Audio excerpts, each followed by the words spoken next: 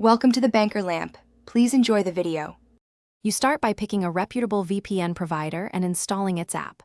Once done, create your account and choose a plan. You need server access in a country that can reach the blocked site. Make sure to use the official app store to avoid fake clients. Next, open the app, sign in, and allow required permissions.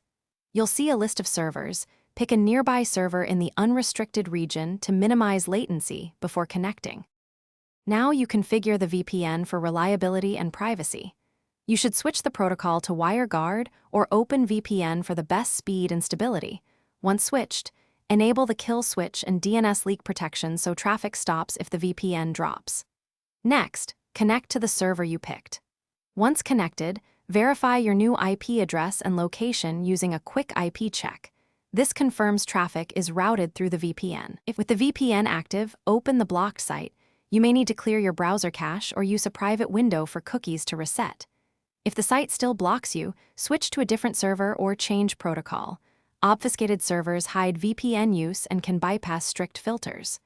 Once it loads, test functionality like logins and media playback. If things go wrong, restart your device, re-enable protections, and contact the VPN support team. They can suggest specific servers or settings to resolve persistent blocks.